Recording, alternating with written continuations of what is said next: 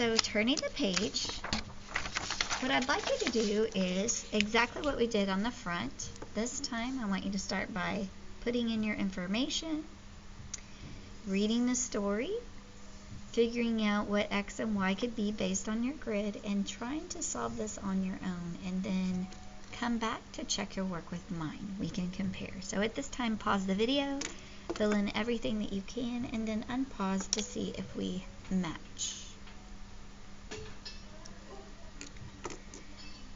So for this problem, it says, to practice adding decimals, Santiago added 2 5/10 to the day of the month and recorded his findings on the coordinate grid. So when I look over at the coordinate grid, I see that I have some missing values again, and it looks like I need to put in some information between 0 and 3. So if I put in whole numbers here, that does match up. So I'm going to put in 1, 2, 3, 4, 5, 6, 7, 8, and 9. When I go over to the y-axis, I can see that it looks like we're not counting by ones anymore. That frequency has changed. So what is between 0 and 1? Well, half. So I can put 0.5, 1, 1.5, 2, 2.5, 3, 3.5, 4, 4.5, 5, 5.5, 6, 6.5, 7, 7.5, 8, and 8.5, 9, and 9.5. And then, just like I did before, I'm going to quickly label my coordinates. So I have 1 and 3.5. I have 2 and 4.5. I have 3 and 5.5.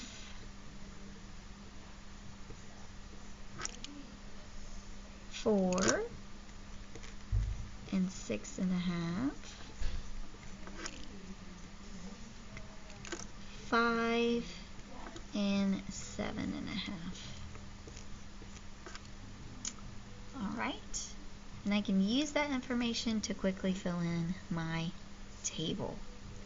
So this time I'm just going to fill in my X values. So I have 1, I have 2, I have 3, I have 4, and I have 5. And on the Y side, I'm starting with 3.5, 4.5, 5.5, 6.5, and 7.5. And if I quickly go back and check, these all match up. They all go together very nicely.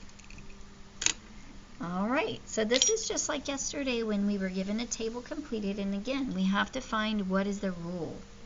Well, we know based on the table, they gave us a little hint. They did say it was added, and it was added 2.5. So I'm going to go ahead and just test that out. If I have 1 and I add 2.5, I'm going to get 3.5. If I have 2 and I add 2.5, I'm going to get 4.5. If I have the number 3 and I add 2.5, I'm going to get 5.5.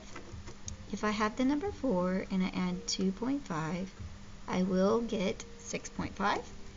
And finally, if I have 5 and I add 2.5, I will get 7.5. So this rule has changed because now we are looking at an additive relationship. We're adding to our X value to get the Y value. So my rule will be Y equals X plus 2.5.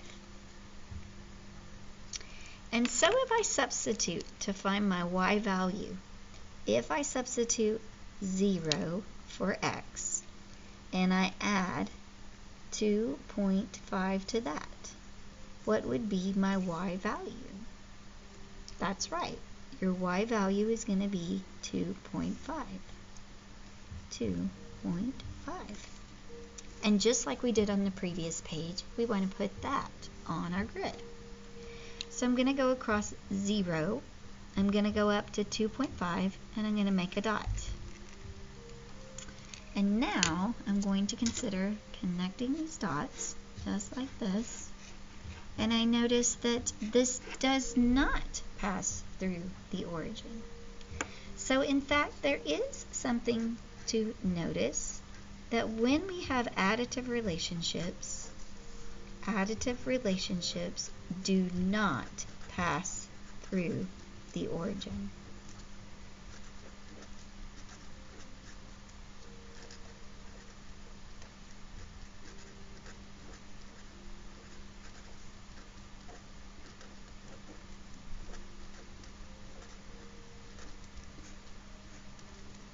Okay?